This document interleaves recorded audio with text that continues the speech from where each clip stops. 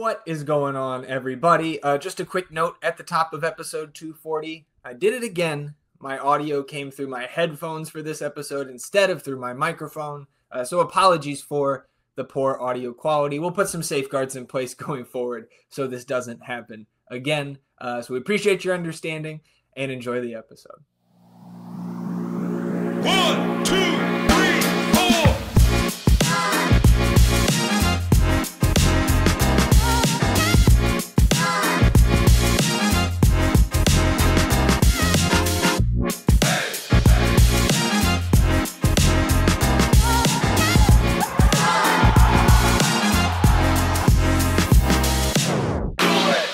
What is going on, everybody? Welcome in to the North End Podcast, episode 240. My name is Zach Graham, your host here in the North End, joined, as always, by my good buddy. He's on record as my best friend. His name is Ian Michaud, and we call him E.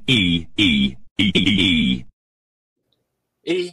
Sitting here on a Sunday. I don't know about where you are. Once again, rainy Austin, Texas, down by my place. Coming off a scoreless draw at home against New England Revolution. How you feeling, my friend? Like shit, man. We jumped on here and I was just complaining to you about this team and how frustrating this is and how you're just running out of opportunities to get points at home here. We just kicked off this part of the schedule where we thought we'd be in really good shape. Obviously, that was pre-BV injury and everything, but still. And now I don't feel great about it. I don't feel great about playing the Galaxy on Wednesday. I really don't. And, I think that's justified. And this team just finds new ways to not score. We create new ways to not find a goal. So I'm animated, I'm frustrated, I'm upset, and it's probably going to leak out in this episode here. So Yeah, no question. Enjoy. So we will recap last night's draw and preview Wednesday's match against the LA Galaxy. We've got last business day as well, a couple of pieces of news to touch on, and then some nonsense to clean up at the end. But before we get into the rest of episode 240 of the North End Podcast, just want to remind you all listening or watching on the YouTube channel that you can support the show financially by downloading the audio versions of our episodes wherever you get your podcasts. And, Apple, Spotify, wherever. You can toggle on auto downloads for the North End Podcast, and you can support us going forward without having to think about it again. You can go the extra mile, too. Rate and review the show wherever you get your pods. And if you are watching on the YouTube channel, subscribing to the channel does help us grow the show on YouTube. And you can hit the notification bell to know when a live stream pops up or a new episode goes live. And, of course, here on episode 240, hit the thumbs up, like the video, help us battle the YouTube algorithm overlords, and maybe appease the fucking soccer gods to score a goal. Wash yourselves clean in the waters of the North End. And as is tradition, everything but the result was fantastic last night. And it started out with us having double birthday night, right? Our buddy Jose, our buddy Whacker, able to come in. Jose Thursday, Whacker today. So another happy birthday to both of those guys. Jones gets to tag along as well. So we've got our crew rolling deep. And we show up to the queue and we see some of our old teammates / when I was a GA. Like, it's kind of a weird relationship to go from player to like GA, right? But like guys that we used to play with at St. Ed's, Ramir, Sean, Ethan, good to see those guys, especially Ramir, who I believe came in from out of state to hang out with those guys. So that was an awesome surprise. Then we also meet some other friends of the podcast, right? We talked to Adrian while we were getting beers before the first half. I think you said you met Don, right? Yep. Who I recognize that name from socials, but I was kind of bummed to not be there to meet Don as well, and then met Greg after the match. So again, and Fudge is there, and Aaron and his family are there, and Alex and his family are there, and like Uncle Dave's there giving you Kolmanich propaganda. Everything but the game was awesome. So it was great to see everybody. Anything else you want to say there? No, well said. So let's get into some of these news updates. And again, unless you've been living under a rock, you know that this confirmation came through on Monday, or not Monday, rather. I'm all turned around here with the double game week. I believe it was Thursday morning where we got confirmation of Brandon Vasquez, torn ACL, He will undergo surgery, has not had that procedure yet. So certainly not the last time we'll talk about Brandon here in the coming weeks and months, but did just want to share that update in case anybody missed it, getting that confirmation of the ACL tear. Yeah, let's get this surgery done. Let's hope it goes really well and get this process started so we can get him back as soon as possible. Yeah, I think something we can do this week is maybe look into kind of a timeline estimate on that, right? We know 9 months in general for professional athletes, but maybe some more specific like soccer and or like MLS type of data we can look into. So the next thing here, we got this resolved and we were right, but right weekend, wrong day. And I think I understand some of this. So a little schedule update here. That postponed match against LAFC has been rescheduled by the league Sunday, October 12th at 5 p.m. So we had speculated it would be Saturday. Saturday is the Red River rivalry between UT and OU. It's also, of course, the second weekend of ACL. So that's going to be a very busy weekend here in Central Texas and now Austin FC and LAFC Sunday, the 12th at 5 p.m. So I'm looking forward to that game, man. And again, like we discussed when we were prognosticating rather on when this game could be rescheduled, probably no Mirtu Izuni, probably no Denny Buongo on the other side. So we're going to see a different side of these two teams and of that matchup historically, I think, when we get to October. I'm not looking forward to it. So I'm not. God, all this fucking negativity here today, dude. We got to turn it around. All right. All right. Well, look, maybe this can cheer you up. Rumors, whispers, made up trades, consequences we never weighed. Logic's thin, the mic is hot. Let's pretend this means a lot. Taking shots from way downtown, hoping no one writes it down. Hot takes flying without hesitation. It's time for some reckless speculation.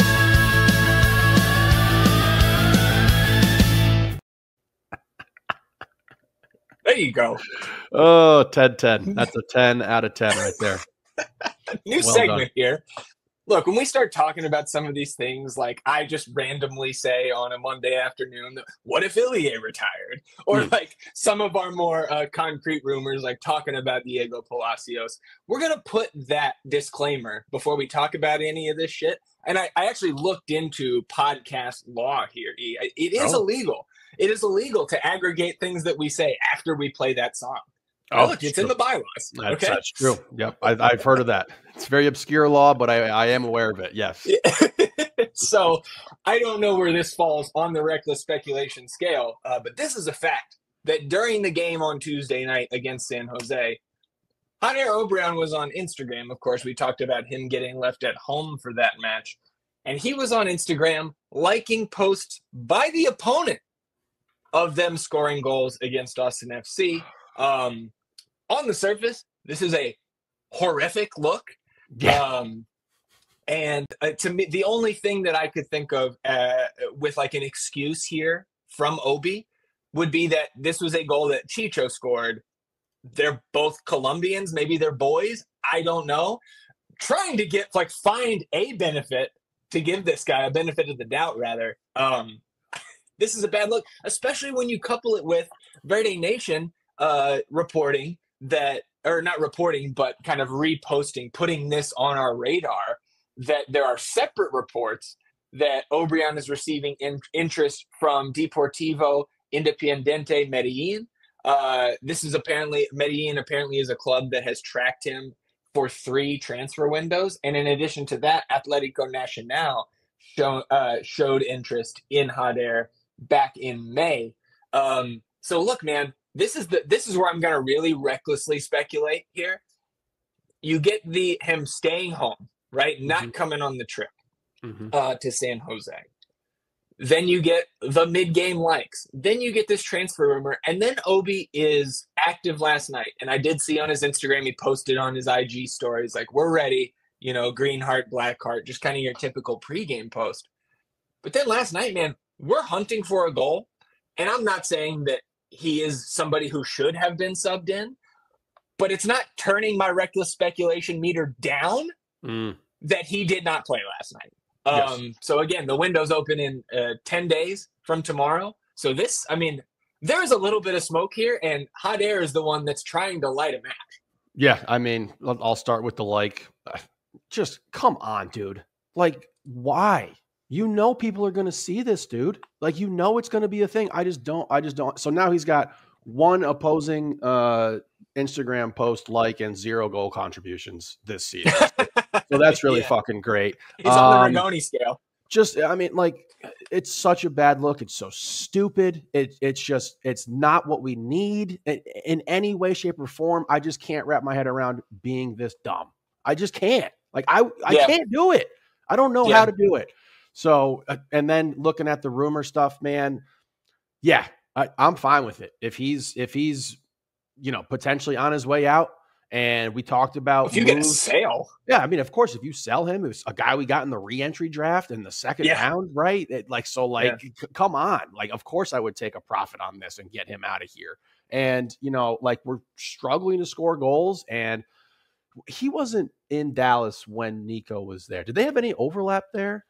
I believe they did for a few months, because I think Nico it might have been a full season, but they did. Because I remember that was something when Nico was hired that he, there were questions about, hey, well, you have a relationship with Obrian already. So I know that there was some overlap there. Off the top of my head, I don't know how long it was. Okay. Yeah. But I mean, that seems like something that would give you a leg up in regard to trying to find playing time for this team. And I'll be blunt about it. When he has played, he's been really fucking bad. Like, he's been really, really bad. His highlight, the thing that stands out the most from this entire season, is missing Mirtu Izuni for an absolute dunk so that he can get a shot off. And this is just bad. It's just bad for the team. It's just a bad look, and it's just ridiculous. And if there is some smoke that is coming out of here with him potentially moving on, which we did speculate, we didn't think that this was going to be a transfer window where we didn't lose anyone. We just didn't bring up Obrian because we didn't think he was on the table like that, or that anyone had interest in him, really. Yeah. I mean, he's played 5 games. So I don't know, man. We'll have to keep our eye on it, but it does seem like there's some stuff going on here, and they're just trying to make sure he doesn't get hurt so you can move him.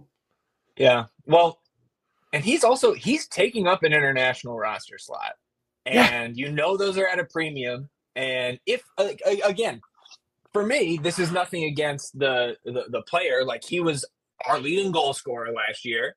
Like all of our other higher priced forwards, it's not like he's not trying to score when he's out there, but he hasn't been good this year relative to the bar that he set for himself, and the bar that you should expect from any MLS caliber winger, in the role that he's in. Yeah. And the minutes that he's gotten, the opportunities this season. I mean, even if this was like your literal brother scoring a goal, if it's for the team that is playing against your team right now, you don't like the post during the game, after, ever. I can't wrap my head around it, dude. It is baffling that someone could do this and think that no one's going to see. Right. Well, anything else for you on that? I mean, obviously, if something else happens, we'll be talking Obi transfers here with the window coming up. But that's just, it's not a good few days for him. No, I mean, this is just a good primer to get me more pissed off. So let's get into this absolutely terrible game, and then we'll go from there. Yeah. Well, that's the thing. I don't even think I was mad about this last night, dude. It was more just frustrating because, like I said about Obi, these guys aren't trying to not score, but the fucking, and we can talk about curse this or whatever for Izuni, but he's just in the worst run of form maybe in his career right now. Absolutely. And we'll talk plenty about him. So let's get into this one. Lineup drops an hour before. Significant rotation, as we expected, right? Especially we were looking at those guys that went the full 2 hours. 3 of those 4 players did see the bench here. So Julio Cascante started for Alexander Svatak. Diego Rubio came in for Owen Wolf. John Kolmanich in for Guilherme Biru. And then Ilie started over Sabo, even though Sabo I don't believe didn't go the full 120 on Tuesday. So the rest of that lineup, right? You got Stuver in net. BHI was next to Julio. Dessler and Buka there on the right. John Gallagher was still starting on the left wing, which I think I get given the circumstances from Tuesday's long late night match there and the travel they had this week. And Azuni up there next to Rubio, at least on defense, running that 4-4-2. I felt fine about it going in, man. And we had a bench of guys that I'm excited to bring on with fresh legs later in the match. Anything for you on the lineup? I mean, I guess, I guess I'm fine with it. I don't know, man. It's just like when you take Owen out of that midfield, it's like it just for a team that is already struggling so much to score, and replace him with like Ilya, and there's just not or Rubio, and there's just not that same level of creation. And like I understand that you can't pull the pin on the grenade right now, so to say, and like go for this. You know what I mean? In regard to having the 120 minutes from the prior match and then seeing this game, whereas like if this was the last game of the season and you're fighting or whatever, you push all the chips in here. But like, at what point in time are we going to find a lineup that generates goals? Like, because there just hasn't been fucking one. And now you're down BV. Mirtu, like you said, obviously in the worst run of form he's ever been in. And I would have to agree with that. I mean, I don't know where else. I mean, obviously I don't know every single place he stopped and like how those games looked and everything, but like he's getting wide open opportunities. Like these are, this is his fourth or fifth. It's me and the goalkeeper, and he's got nothing to show for it. Yep. Yeah, it's insane, man. Let's just go ahead and get into this because there's going to be more of the same, especially here in the first half. 10th minute here. New England turns it over, playing out of the back down there in the north end. And Austin's got numbers as that misplaced pass just rolls right to Mirtu. And he gets it to Rubio at the top of the area. And Diego slides it to Johnny, who's entering the 18 on the left. And Gallagher tries to go far post. That shot gets blocked by a sliding defender. I think it was Ceballos there. And the rebound falls to Mikel Dessler, who volleys it towards net, and it goes just wide. And Mirtu Azuni reacts really quickly, I thought, in this moment to try to get down low and nod this one home. But after watching the replay here this morning, I think if that one goes in, dude, I think Mirtu was offside. So I'm glad he didn't touch it, because if that goes in, we would have been celebrating, throwing confetti, and that flag would have gone up, I think. Yeah, I mean, look, this is a nice little build-up here. Johnny gets a good look, a good defensive play by the Ceballos there, like you mentioned. But you started to see, and when I was on the rewatch, you started to see this started happening real quick. There was a lot of guys, hands up, what the fuck are we doing? So, like, I saw that right away, and I was just like, oh, man. Like, come on. That's the last thing we need right now. Credit to the defense here, for sure. 16th minute. Austin with a lot less of the ball in the first 15 to 20 minutes of this match compared to where the final numbers ended up. And I think that was an adjustment by New England after Austin rather, really started getting these chances in the opening moments of the game. Because here in the 16th, we're playing out of the back from Stuver. The Stuver breaks a line all the way up to Diego Rubio, and Diego just swivels and fires a through ball long down that right side towards Buka. And Osman does this thing. He burns Beeson to get to that ball. And then as he approaches the area, he takes a peek up and picks out a wide open Mirtu Azuni, who is one on Ivicic there from 7 yards out, maybe closer. And he puts it in what I deemed at the time, and still do, the only place that this ball can be saved. Like, Ivicic, I think he does well in the sense of, like, he puts himself in the best position possible where he's just caught out. This should be a dunk. And he extends towards his right, which was the open side of the net. That's where I thought Mirtu should have put the ball. And I think I get the idea from Azuni here where he's trying to pop it over him at the near post because he sees Ivicic leaning towards that open side of the frame. But he puts it right into his shins. Yeah. And that was a loud fucking save. Like, I felt that one. It's just, like, so deflating for Mirtu and everybody else in the stadium at the moment because, like you said earlier, it's more of the same. And again, like, I don't know really I couldn't name you one of the clubs that Mirtu played for before Granada. But we know his story, working his way up the ranks from academy level to, up and up. He keeps getting bought for more and more money. So I feel like we can be pretty confident in that take that The last 5 months have been the worst 5 months of his career, finishing wise, because if it wasn't, he wouldn't be in the position that he is right now here with us for $12+ million. But this one just sticks out like a sore thumb. Among the other chances that he's had won on keepers this season, I think this is the worst one. And maybe it's just recency bias, but like this should have been a fucking goal. Absolutely should have been. He's right in front of the net, and like in the moment at the stadium, I gave a lot of credit to Ivicic, and I thought this was a really spectacular save. I still do think it was a good save. Yeah. And overall, a good save. He made the play, the only play he could make to actually try to prevent this goal, and Mirtu just kind of leaned right into it and put it where Ivicic had his body. Like he wasn't going to be able to launch himself all the way to the far post in this situation. And to walk away with nothing here, man, it's just so frustrating. And like we're sitting there, we're chatting, we got the homies with us, like we're all having a good time, and it's just like, bro, we've seen 4 goals down here in the North End all season long, 4 or 5. Yeah. Like I don't have an exact. I said 7, and then I was just like, that's really way too high because we definitely have not seen 7 on this side of the field because we only got 15 all fucking year, man. So it's deflating, it's frustrating. And then you saw more of the hands and the body language and everything. And it smells, it stinks right now. It just stinks, man. Yep. Yeah. And then on the broadcast, man, you see they show BV up in the box that they have for the players and the families in the North End. And he's just like us, man, at this point, because he's just watching as a, teammate, but also like as a fan, you see him like hands on his head, just so deflated after that goal. You also caught a glimpse of Nicky Boloko up there. So just one more game till you get Nicky in action, you would think. Hopefully he can score. I mean, because we know that's not in his profile. First thing on his highlight tape is a miss. Yeah.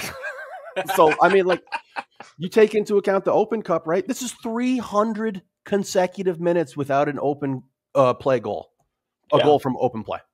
Yep. 300 minutes in a row. Like, this is what we've been watching for 300 fucking minutes, man. It's it's just to be here where we are right now with 15 goals when we looked at this team to start the season.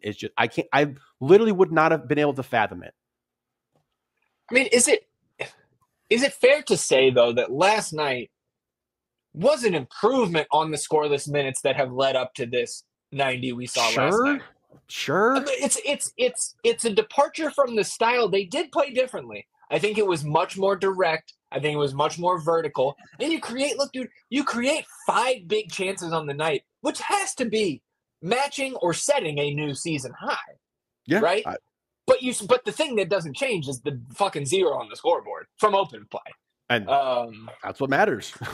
Yeah, dude, if we create that same number of chances in games going forward, we will be putting 3 points on the board in some of these matches.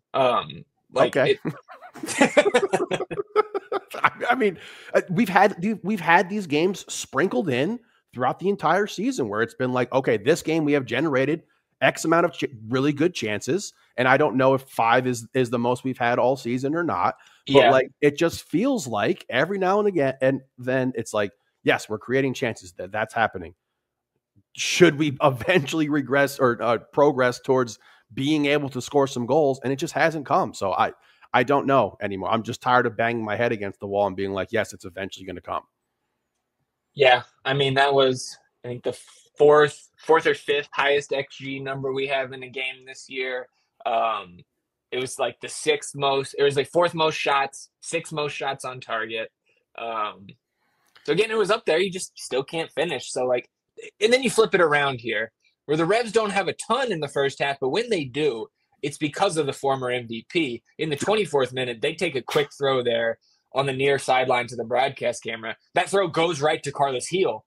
He one-touches Yusuf through, and Yusuf's got a ton of space there, and he ends up sliding it through to Chankalai in behind, and Chankalai puts it wide at like point-blank range, but flag goes up. He was wildly offside in this moment. But every time the ball touches Carlos Heel's foot, they get a chance. Like immediately, it's like 1-2 touches at most, and they're in. And we just don't have that, and we haven't had it since 2022 Diego Fagundes. And obviously, like Fagu wasn't like MVP caliber that year, but he was great. Yes. And he's the closest thing we've had to anybody like that. And a player like that comes to our house and does what he did, even in a draw.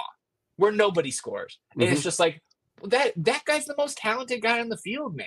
Yep, absolutely. And not And that like, we should be surprised, he's a fucking MVP, but like, it's just, Yeah. I'm a little jealous, I guess. he's a great player, you know, and like it was crazy to see the balls that were coming his way, and just it didn't matter if they were in the air, if they were behind him, if they were off his on his off foot. He just found a way to just bink, boop, boop, turn, and someone's getting played, you know, and like yeah, he's a great player, man. 28th minute, you get an Ivacic free kick from his own end. Austin comes down with it at the back near their own area, and once they settle the ball and look forward, Heinzike hits Dessler. Dessler pings it right to Rubio, where Diego turns and plays Buka down the right again. He darts inside right at Tanner Beeson, and then Dessler overlaps him as he comes into the box. And at the same time, Osman draws a second defender and taps it with the outside of his boot to just put it right in the path of Dessler with some space. And Mikel tries to go near post and puts it into the side netting. And dude, the fucking near post was the theme last night too. I don't know why we're so obsessed with it. And like, you see that we had the early chance on the left side of the pitch, but most of the action once again is coming from this right side with Dessler and Buka. And like again, we just have nothing to show for it, man. And like, you know, I don't remember if there was the Rubio or it was the Dessler shot, rebound shot. It's just not close. You know what I mean? Like, these aren't not relatively close. Like, this wasn't a shot that was overly close. So yeah. 30th minute, goal kick here for the Revs, and they take it short, play it out of the back, or play around the back rather, before booting it long. And near midfield is where this ball comes down. Chankalai gets to it and taps it to Carlos Heel. He takes one touch forward, then plays Luca Langoni through, and Luca Langoni gets right by Julio Cascante with what looked like he made it look very, very easy. And Langoni takes a crack from the right side of the net all the way to that far post, where it bounces off the outside of the post and out for a goal kick.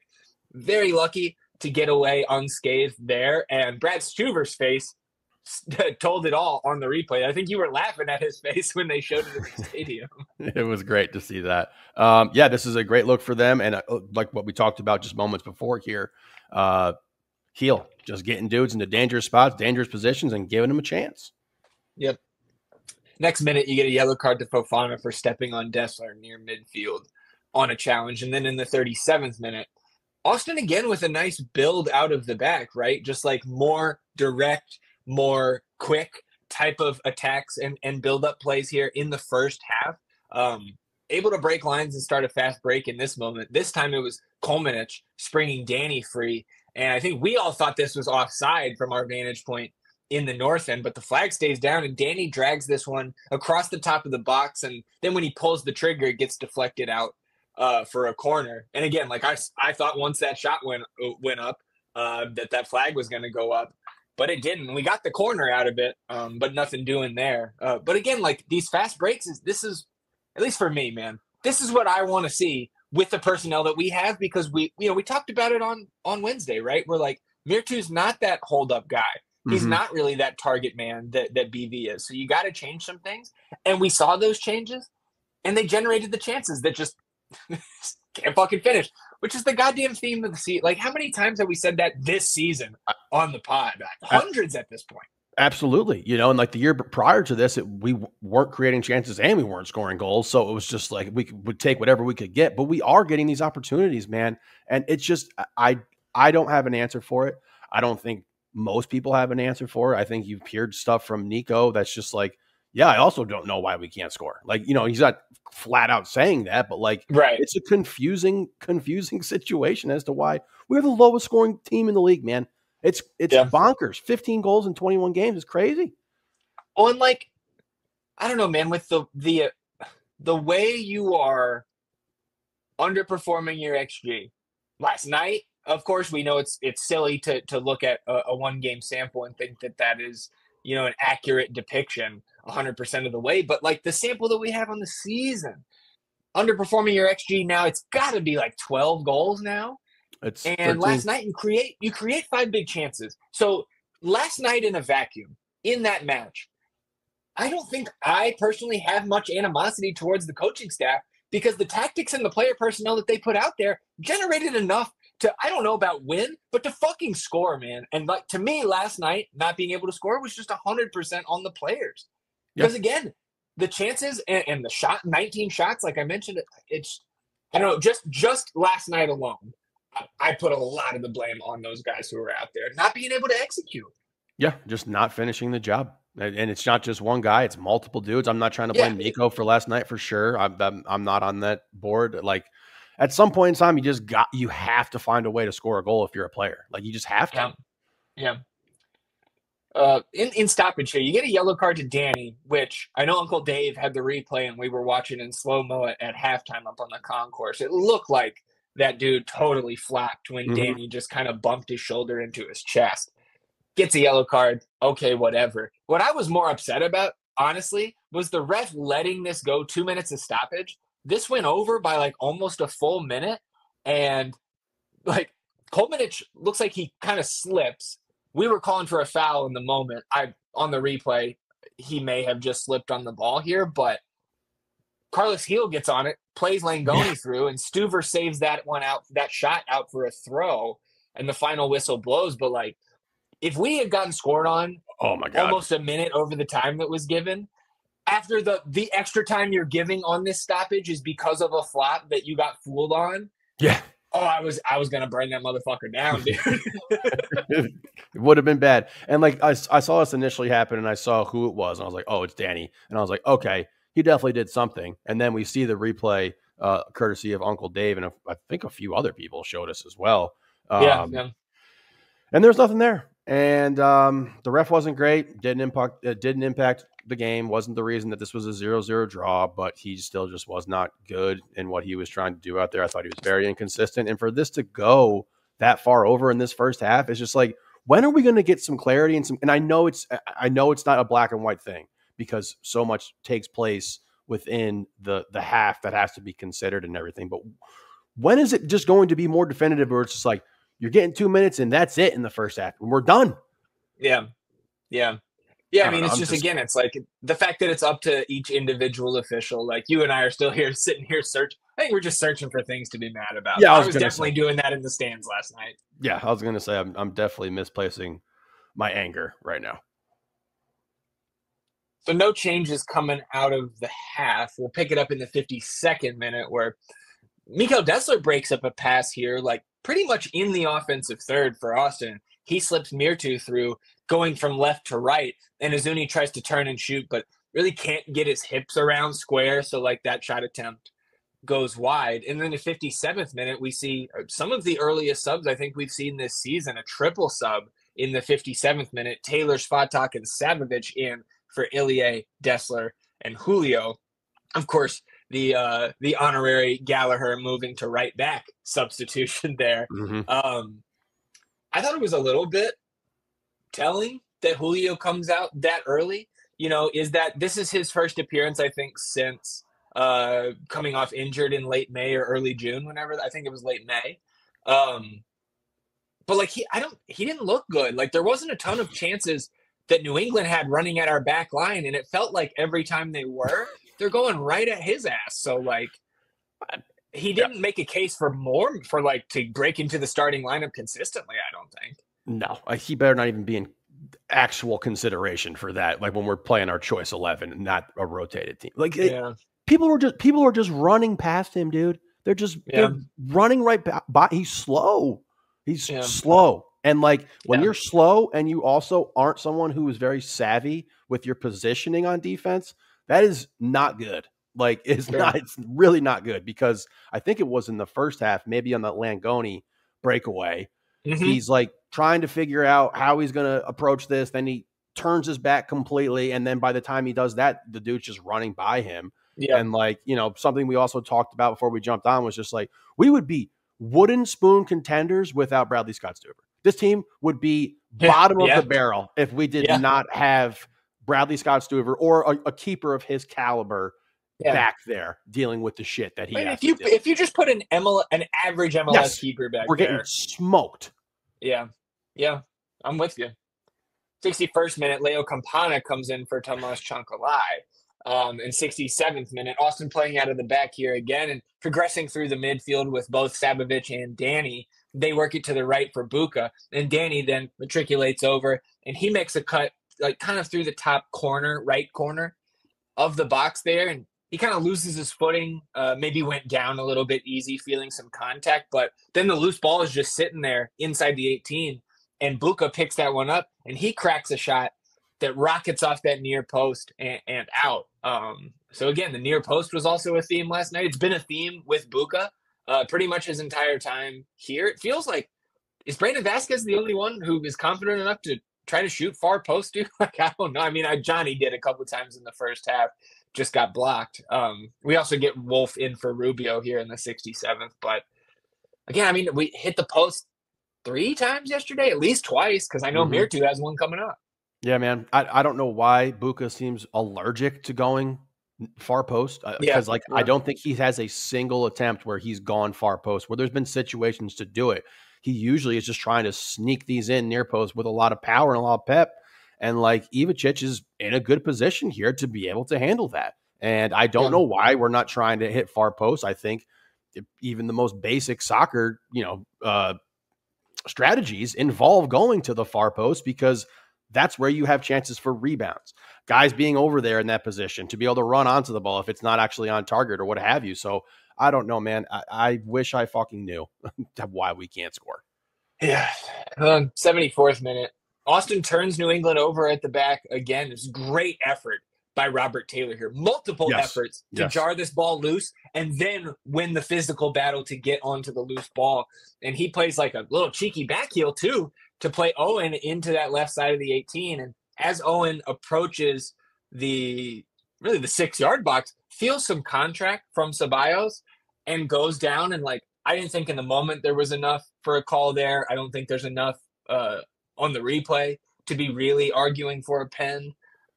And especially on the replay, man, I think because you can see him checking his shoulder for the defender. I think if he looks up towards the goal and takes a fucking shot, that's a much better decision there. But I guess, again, I'm maybe just nitpicking because the kid did just win a very important PK 4 days ago for us. Yeah, I'll start with Taylor there, and his effort. Like, he has that. And, like, I'm hoping that he's going to be able to see more time, because I think he's going to be somebody who can hopefully help us try to score some goals. Yeah. 76th minute, Austin again turning the Revs over in their own half. And this time the loose ball finds Bukhari, and he drives forward. He's got Azuni to his right, Owen on his left, and he's got the space. I don't hate the shot here from 20 yards out, but Ivicic blocks it out for a corner. And, like, I think Osman was probably hoping for that ball to dovetail a little bit more, maybe knuckle and make it a tougher save for Ivicic. Like, the power was there. Unfortunately, it doesn't bend at all and just kind of goes right to the keeper, and nothing doing on that corner. 3 minutes later, Keel brings down a clearance near midfield. On the run, he back heels it to free Yusuf over the midfield stripe. And then he plays Leo Campana through down the right side. His shot is punched away by Stuver for a corner. And a minute later, we're back on the attack, working it down the right side where Danny finds Sabovic advancing into space centrally. Danny squares it to Sabo. Sabo slips Azuni through into the box, and his right-footed shot goes over Ivicic, pings off the crossbar, and back into play. And that also should have been a goal. Should have been a goal, man. It just should have been a goal. And this is the theme all season long, particularly with Mirtu, man. It's just been such a struggle.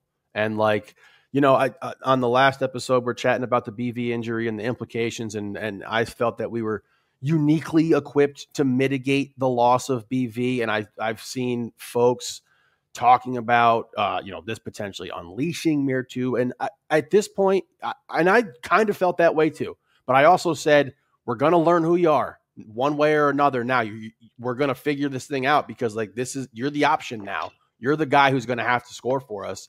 And time again, he's just not able to beat these keepers who you would think are not even on the level that he's used to scoring, like guys he's used to scoring on, man.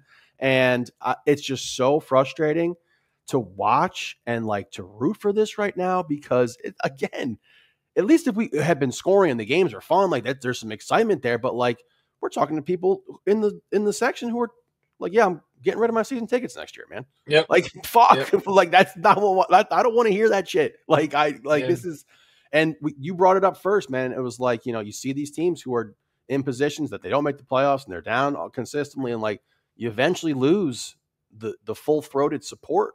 And I don't know if we're in danger of that, but like, it just feels so bad. And we thought New England would be totally content getting a point here. And I thought that they were, given the circumstances, particularly with the fact that we had multiple chances to score, 5 missed big chances, like you mentioned. Yeah, and just cleaning this one up at the end. Not a lot of action in the final 10 minutes. You get a double change for New England. Diaz and Hughes in for Ceballos and Langoni. Yellow card to Diaz, I think, with his first action of the match, pushing Gallagher into the boards down there on the north end. John was not happy. That's fucking bullshit. And he's right. So a deserved caution there. The next minute, you get Biru in for Kolmanich, trying to make a late push. And in the first minute of stoppage, yellow to Campana, frustration foul, kick in the back of Savovic's calf there. But man, like, to have the fresh legs on there, to be pushing for a goal late on, and to go through, we had 4 minutes of stoppage, to go through the last 14 minutes of this match without a notable attempt here, that tells you how disjointed it became. And that was something that Coach mentioned in the post-game presser, is that the guys did not finish the game strong, and they came undone a little bit from how we were trying to progress the ball and create our chances. I don't know if it was like guys trying to play a little bit of hero ball or not. But there wasn't much exciting down the stretch of this game. No, I mean, I'm looking at the momentum chart, and you just look at the last, I don't even know how many minutes here, like the last 15 minutes of this game. And it's just like, Austin's doing nothing. There's just nothing going on for us. And we don't have an identity, man. We don't really know who we are. We've been kind of relying on this defense, but like, it's only going to take you so far if we can't find a way to score goals, man. And like, you have to expect that, at some point in time, a regression or just Bradley Scott Stuver coming down to earth, being human, is going to happen in some of these games, and we're going to get scored on. And like, then it's going to look really shitty. 57% possession for Austin at the end of this one, 19 shots to 13 in favor of the home side, but shots on target, 8-4 in favor of New England. We've already mentioned multiple times the 5 big chances created, all 5 of them missed. New England also 4 big chances, all 4 of them missed. 7 corners to 7, so all level there. And on FOTMob's XG model, a flat 2 XG for Austin, 1.57 for New England. Expected goals on target, 1.41 for Austin, 1.43 for New England. And I do know that 0.9 of our expected goals on target was the mere 2 chance in the first half. So again, there wasn't a ton outside of that that really threatened them. Of course, the 2 times you hit the woodwork don't count for the goals on target there, but I don't know, man. I don't know how many sweeping takeaways I have here. It's just frustration. I'm like, I just want to move on to fucking Wednesday against the Galaxy and keep moving through this portion of the schedule. Because that's all we can do, at least till this window opens up after the Galaxy match, and then we're gonna have some new blood here in the squad. And keep rolling through. Again, the easiest part of the schedule that we have still. And my marker still is, through these 9 games, 16 points.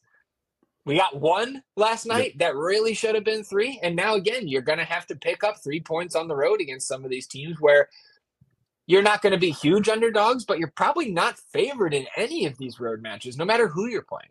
Yeah, I would agree with that, man. And like, it was just like one of the most frustrating ways to start this set of the schedule that we've been looking forward to, because like you said, the chances were created, the opportunities were there. And once again, we found ways to not be able to score. And like, we just have to figure something out, man.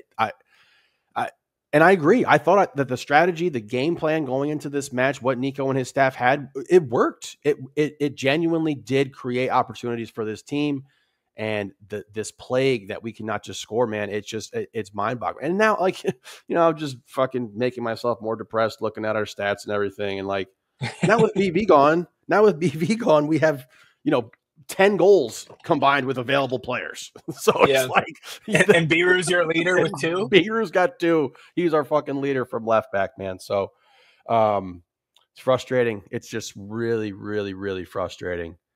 And, like we mentioned and we talked about in the preview article with this Revs team, they don't do anything particularly great, but they also don't have any real glaring weaknesses either. And like Ivacic played a really solid match. I thought Ceballos was really good as well. Obviously, we talked about Heel, but they did enough to get a point and get out of there. And I think it was more so Austin not getting a win as opposed to what New England did on their side of the field. So very frustrating. But as you mentioned, you got to press on. You got to keep moving forward, and we got to try to figure this thing out because you can't stop playing.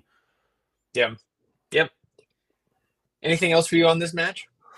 Oh God, no. Sad. Yeah. Well, hopefully our mood can turn around late Wednesday night, because we are going to play the second leg here of our season series against the defending champion LA Galaxy. All-time record now between these two clubs.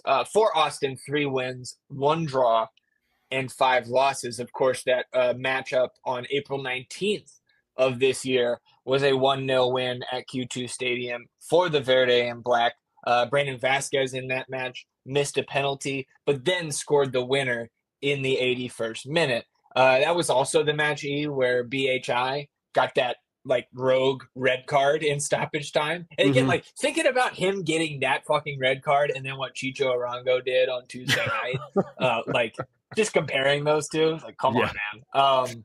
And then of course, like the post-game dust-ups too, where like that ends with Joseph Painsil showing off how many championships the Galaxy won before he got there to our supporter section. And like that builds off of the scraps that happened in the match out in California in October of last year, which started with Mark Delgado going to Buka's knee with his cleat and no card being given. No, I don't even know if there was a foul called on that. Then of course Biru escalates it with his hard challenge on Ricky Pooch, and those guys coming together and all of that. 4 all-time games at Dignity Health Sports Park, 4 losses for Austin FC. So historically, this is not a place that we have had any success whatsoever. But look, man, this is going to be a fucking spicy match no matter what, because these teams do not like each other, and that might be putting it nicely. Yeah, this has been a situation that's been escalating for a while, and like you mentioned, starting with the Biru situation and the Delgado foul and everything like that. I do not feel good about this game, man. I really, really don't. I don't know how someone's going to convince me otherwise, because if they're, full strength outside of Ricky, they're good, and like we have brought up that incredibly depressing stat where we had secured less points than them in that small sample size that you had found. But like, if you look across their last 5 MLS matchups, man, they're playing well. Like, they're playing well. You got at least relative to what they did the first 3-4 months of the year. Correct. Yes. I mean, they got 8 points from the last 5. So 11 from their last 6. So like they're on a bit of a good run of form here. Marco Ruiz looks really good. And if Painsil and Peck are playing, man, they're both really good fucking players. Yeah, and like talking about the personnel, right? Like I think most diehard Austin fans are familiar with the top end names on this roster. You mentioned Royce, and I think that's where we have to start for them at the way they're currently constructed, because him being more available consistently and being able to play 80, 85, 90 minutes in these matches is what's helping to boost this Galaxy team up from the depths that they were. I mean, this is still, again, the team, I believe, with the least points in the league. Again, they're starting to turn it around, and they're beating teams that they should beat at this point of the season. And we might be one, dude. So, like, Royce leads them in goals and assists, 5 goals and 7 dimes.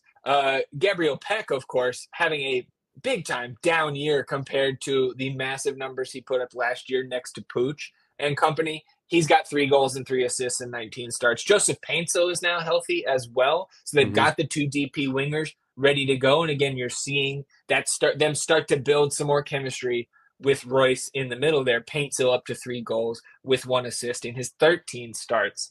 Diego Fagundes has the most appearances and the second most starts for this team. So he's been almost the closest thing that you can consider an Iron Man for this Galaxy side. He's got 4 goals to his name. Kind of notably, to me at least, no assists for Diego, which is very un-Diego, I think. And then up at the top for them, right, we talked about, especially back in April, the acquisition of Christian Ramirez in the free agency market coming over from Columbus. He's only started 10 of his 20 appearances, though, and most of those came in the first couple months of the season. He's on 4 goals and 1 assist. One of their U22 guys, Matheus Nascimento, has 7 starts at forward now. He's got 2 goals and 3 assists. Again, U22 player who's on loan here with the Galaxy. So Nascimento might be the guy we see here on Wednesday night. But no matter if it's him or Christian Ramirez, perfectly capable forwards up there, flanked by the 2 wingers with Royce and Diego behind him.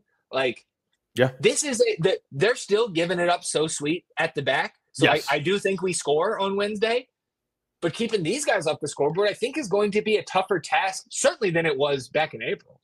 Much tougher than it was back in April. Absolutely. And you hit the nail on the head right there, man. They're bad on the back line. The back line is bad, but once you move past that back line, and the goalkeeping has not been great all season long either, but once you move past that, they have talent in a lot of different places on this pitch right now. And like you mentioned, whether it's Nascimento or Ramirez, they're going to have someone up there who is capable. And when you put the players that they have around them, it raises their floor, and they're going to have chances to score on us. And we can't get into a shootout with them. You can't get into that type of play with them. So it's going to be strength for strength with their offense. Well, I guess their offense isn't a super strength looking at where they're at right now, but it has changed. It has changed throughout the course of the season. I mean, they got 40% more goals than we do. So. Oh man, I'm really nervous about this, man. They're going to be up for it. Because we're talking about a team who does not have a ton to play for right now. They're not sneaking into the playoffs. They're not sneaking up on anyone, and they're out of all the. Are they in Leagues Cup? Probably because of how good they were last year. Yeah. But I also don't think, especially if we give them 3 points here, I don't think they're out of the race. Completely out of it. Yeah. Okay. I think that's fair.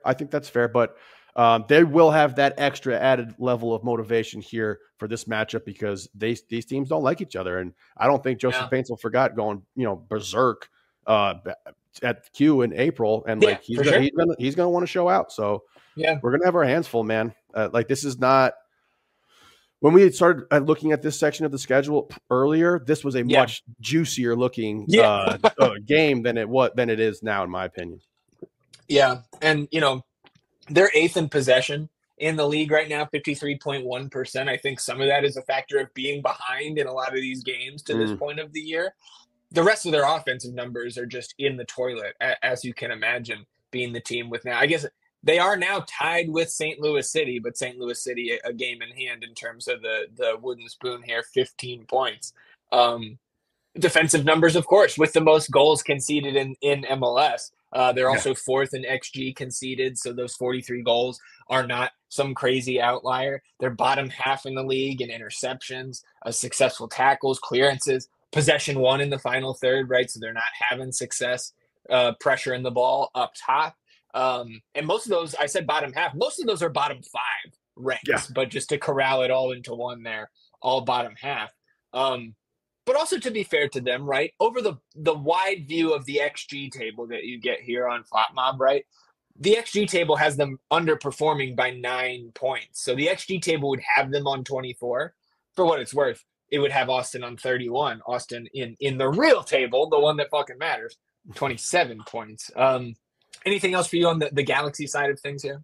I mean, I don't fucking like them. I'll tell you that much. I hate them. I don't like them at all, and I'm definitely worried about this. So hopefully we can rebound here and get something positive going because fuck these dudes, man. And I definitely don't want to lose. I really don't want to lose to this team. That'll be bad. Anything else for you on the Galaxy? We could talk about us. I don't know if we're gonna I think we should have enough time here to rest. to get kind of like our first choice 11 here, like Owen back in. Beer's back in for the Galaxy. He's gonna. Hell yeah. He might fight Nico to get on the fucking field for this one. I imagine BHI spot talk, right? Dessler. Hopefully, Please. Dessler could go closer to 90 here. I think the one change I want to see is still on that left wing that we've been harping on for the last month. Is like I want to see Taylor go 60 here, and then figure it out from there, man. Like because if Dessler can go 90. Then play Taylor 60, 65 and bring Johnny in with the fresh legs then. Buka out there, Ozuni out there, Owen out there, Danny out there. I think I want to see Savovich in the midfield. Man. Like Ilie looked his age. He looked like he has been looking where he has lost a step from his prime, right? There's at least once a game he's hacking the shit out of somebody. He kicked the shit out of somebody yesterday right in front of us in the north end. I think it's pretty straightforward for what I want to see lineup wise. And then fuck man, it's really simple. Just finish. You're gonna create chances against this Galaxy team. Fucking finish. And multiple times, man. We should put up 2+ on this team. And but you could say that the rest of the year. So you ain't counting on that. But on paper, this is still a winnable game, even though the Galaxy are playing better than they were. Yes, absolutely. I mean, I'm just really nervous about it. Like, I'm just really nervous about this matchup. And it's Robbie Taylor for me at the left wing.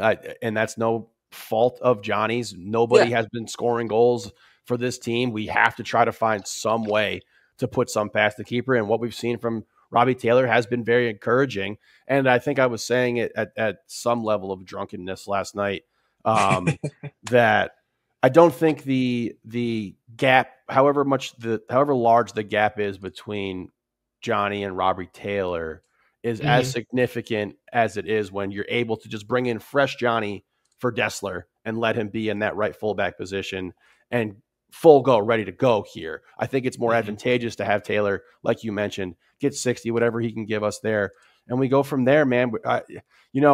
As good as he's been all season long, we're not starting to talk. We're talking about Owen less and less. Sure, the opportunities and the chance creations that we have seen from him. Of course, he routinely every game has some spectacular little hook, dream shake, shimmy, and just like jukes two guys, and that's wonderful to see. But like in the start of the season, we saw a lot of direct through ball passes of him playing guys into space that was giving us some opportunities. So I hope that he has an opportunity to go ahead and do that, because even despite the fact that they have a solid midfield, that midfield is very much catered towards being offensive. Like, that is not a defensive kind of like mixture midfield. Those are guys who are trying to push up and go and score. So if we're able to, play the way we played last night, I think you're going to get a ton of chances, and you're just going to have to find a way to keep them off the scoreboard as best as possible. And I'll take my chances with Bradley Scott-Stuber back there if that's the case.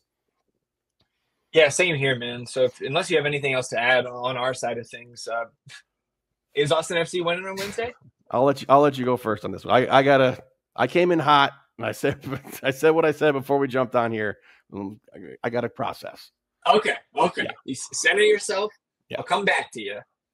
I think we do get the win here, man. And like, again, maybe I'm just huffing that hopium, but I think we score multiple goals here, man. Okay. I think the guys are going to be fresh enough.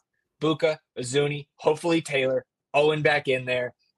We could use a good game out of Danny here. I don't think he's, last couple games hasn't been spectacular there in his kind of box to box role. But I think we can punish this defense. And the one thing that has stuck with our team this year is that it's not just Bradley, in that the defense as a whole is still top tier in the league. So I think we can limit them to just one here. So I've got a 2-1, which I feel like has been kind of my go-to over the last month. Yeah. All right. I processed. I centered myself. And I think we lose 2-0. Oh my God, dude. I just think that we are, if you look at the past run of games, you look at the Seattle matchup, you look at San Jose, you get the credit in the San Jose game for fighting and for continuing to play hard. But like, you're teetering on just the wheels falling off of this fucking thing, man. Because, like you said, if the defense isn't top tier, if Bradley Scott-Stuver comes back down to earth a little bit here and does not have miraculous saves in that San Jose game, we likely give up much more than 2 goals in that matchup. So, like, I just think you're right on the edge where it's like, I think it could go south and get sour quick. So I hate to say it, but that's what I'm going with. And hopefully they listen and they say, fuck you, E, you're stupid, and shut up. And I'll say, okay. Well, hey, look, I'll tell you that for free any day. So. I hear it all the time. Last game before the window opens, you got to bring it in for a landing. A 2-1 win for me, 2-0 loss for E. Got to find a way to bring us home 3 points. Come on down to Farmer Field where the champions play. Get ready for the game. It's Lost Business Day.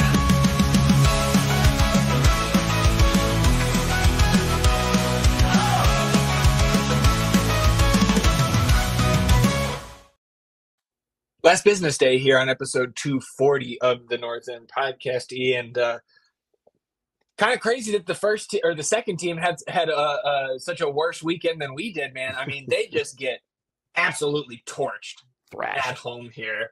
In terms of the lineup, we'll pull that up too and take a look. Had a couple changes. Got to see Ruben Bonachera get back in there on the left. Jules Barry held down that other center back spot opposite Antonio Gomez. I thought it was interesting that Charlie had the armband in this one, and then Riley Thomas out there on his customary left side. Micah was in there on the left wing, in for CJ when CJ was up with the first team this weekend. Peter and Jimmy up there at the top. But dude, this one, I mean, I was out walking the dog on Friday night. I was going to miss the first 15, 20 minutes. Like, all right, if there's any goals for either team, I'll catch them on the highlights and I'll watch the game. By the time I get back, you're down 3-0, 12th minute. St. Louis score first off a corner. Perez puts it in at the near post. Way too easy. Just all alone there, rising up over the scrum. 4 minutes later, Jaskalainen is put through, and Charlie takes him out in the box. So a penalty, I think, is rightfully called there. Mikey Joyner steps up, buries that. And then in the 24th minute, that bastard Brendan McSorley puts in this long bouncing ball from the right sideline, kind of near midfield. Bounces 3 fucking times all the way to the backside of the 6 where Joyner knocks it home. That went through the back line was asleep on that play. It's incredible that ball got through. And then for good measure, 39th minute, St. Louis turns Austin over near midfield. Jaskalainen charges forward, then lays it off for Kuzain, who's in on Charlie. He makes it 4 before the half. And look, just to illustrate how fucking bad this was, NextPro puts out the extended highlights, right, which they call 90 in 15. So they condense the 90 minutes down into a 15-minute highlight. It was 10 minutes. Don't even need 15. Shit. So go ahead. We were feeling good about this club, feeling good about this team, feeling good about the trajectory that they are on, and we were excited for an opportunity to get a little measuring stick game where it's like, this is the team that's been at the top of the table pretty much all season long. They've been great, and you learned, you found out where you belong because this was an ass whooping, like you said. I mean, this game's over in the 24th minute, essentially. Yeah. You're very unlikely to come back down from 3-0. So credit to them for continuing to fight, get Claw 2 back to make this look a little bit make it look respectable. But I mean, Christ. We did get 2 changes from Coach Utley at the half. Vlad and Irvin came in for Micah and Adrian Gonzalez. So you go 2 striker there with Vlad and Grogan. Grogan himself picked up a yellow card in the 56th and then was subbed out in the 65th for Diego Abarca. Jules Barry picked up a yellow in the 72nd and then 79th. Austin taking a corner kick quickly here, short to Irvin Torres. And he's near that top left corner of the 18, lines it up, absolutely splash into that far side netting for a goal here. So we'll take that to get us on the board. And then at the death, Jorge Alastue, tricky move, whirling around a defender, little spin move, press the B button here, and rips a shot from 20 yards out.